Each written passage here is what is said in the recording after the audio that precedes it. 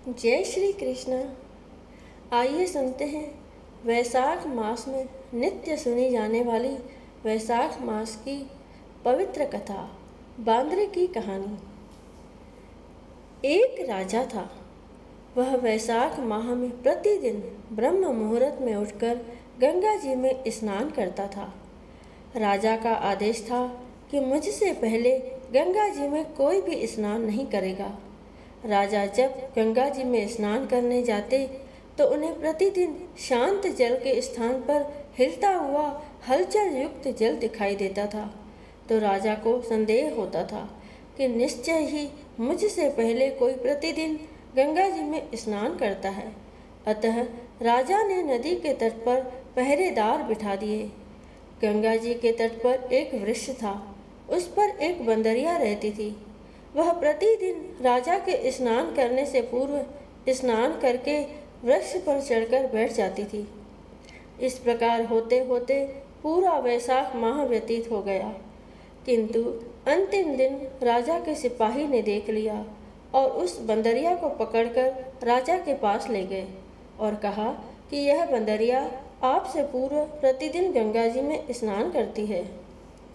उधर राजा की प्रतिज्ञा थी कि यदि कोई भी स्त्री मुझसे पूर्व स्नान करती होगी तो मैं उससे विवाह कर लूँगा। इसलिए राजा को बांदरी के साथ विवाह करना ही पड़ा। वैशाख स्नान के पुण्य से बंदरी के गर्भ ठहर गया।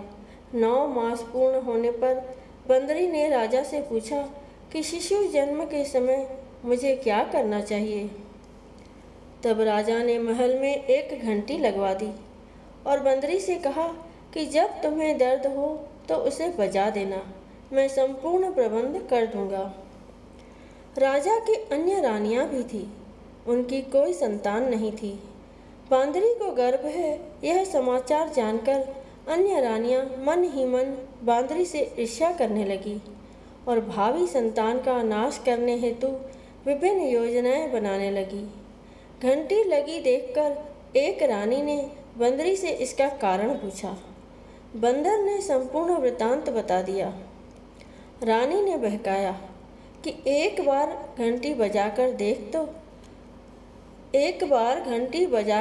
देख ले कि राजा आते हैं या नहीं। बंदरी ने घंटी बजाई तो राजा दौड़े दौड़े महल में आए और घंटी बजाने का कारण पूछा। इस पर बंदरी ने उत्तर दिया कि मैंने तो रानियों के कहने पर घंटी बजाई थी। तब रानियों ने राजा से कहा कि यह तो पशु और न जाने कितनी बार घंटी बजाएगी। इस प्रकार कहकर उन्होंने घंटी को हटवा दिया। कुछ दिनों के बाद बंदरी के शिशु जन्म का समय आया तो उसने अन्य रानियों से पूछा कि मैं क्या करूं। तब रानी ने कहा कि तुम आंखों पर पट्टी बांधकर सो जाओ। बंदरी के वैशाख माह के स्नान के पुण्य प्रताप के रूप में एक सुंदर पुत्र हुआ। शिशु के जन्म होते ही उसके रोने से पूर्व ही रानियों ने उसे एक टोकरी में रखकर दासी को दे दिया और आदेश दिया कि इसे नदी में बहा कर आओ और उस शिशु के स्थान पर एक पत्थर रख दिया। राजा को भी कहलवा दिया कि बंदरी ने एक पत्थर को जन्म दिया है। राजा ने सुना तो उन्होंने भी संतोष कर लिया कि जब दूसरी रानियों के संतान नहीं है तो यह तो बंदरी है, इसके क्या संतान होगी। उधर दासी ने उस सुंदर शिशु को नदी में न बहाकर कुम्हार के खंदड़ में रख दिया। दूसरे दिन कुम्हार कुम्हारिन खंदड़ में आए तो वहाँ एक सुंदर शिशु को रोते हुए देखा। कुम्हार कुम्हारिन भी निसंतान थे। उन्होंने उस शिशु को अपने लिए भेजी गई भगवान की भेंट माना और बड़े प्रेम से शिशु का पालन पोषण करने लगे। कुछ बड़ा होने पर बालक को यह ज्ञात हुआ कि वह रानी बंदरी का पुत्र है, जिसको रानियों ने मरवाना चाहा था। एक दिन वह बालक कुम्हार के बनाए हुए मिट्टी के हाथी घोड़े लेकर पनघट पर जा बैठा और दासियों को देखकर कहने लगा कि आओ रे मेरे मिट्टी के हाथी घोड़े, पानी पियो। जब दासियों ने यह बात सुनी तो वह हंसने लगी और बोली, अरे मूर्ख, कभी मिट्टी के हाथी घोड़े भी पानी पीते हैं क्या। इस पर उस बालक ने कहा कि कभी बंदरी के भी पत्थर जन्म लेता है क्या? उस बालक की यह बात दासियों ने जाकर महल में कही। तब रानियों ने दूसरे दिन विष मिलाकर लड्डू भेज दिए। ईश्वर की कृपा से लड्डू गोंद और बादाम के हो गए और उन लड्डू को खाने से उस लड़के की मृत्यु नहीं हुई। यह समाचार दासी ने रानी को कहा और रानी ने राजा से कहकर कुम्हार को देश निकाला दिलवा दिया। कुम्हार वन में रहने लगा।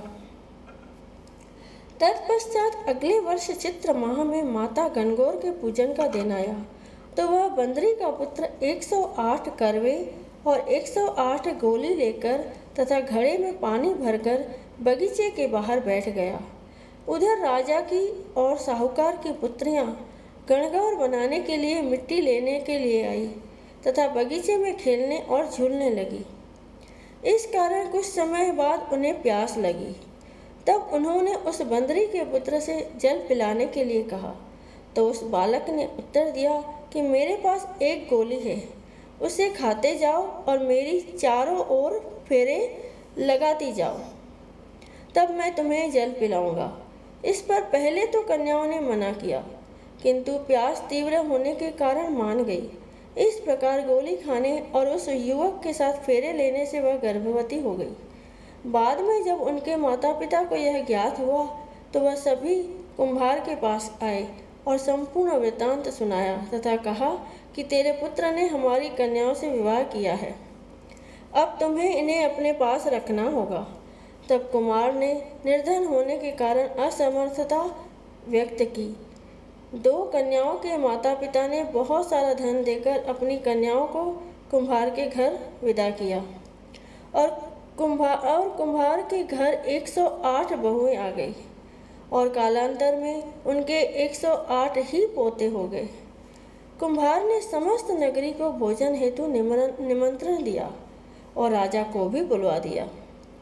राजा के यहाँ से रानी बंदरी के अतिरिक्त सब भोजन हेतु पधारे।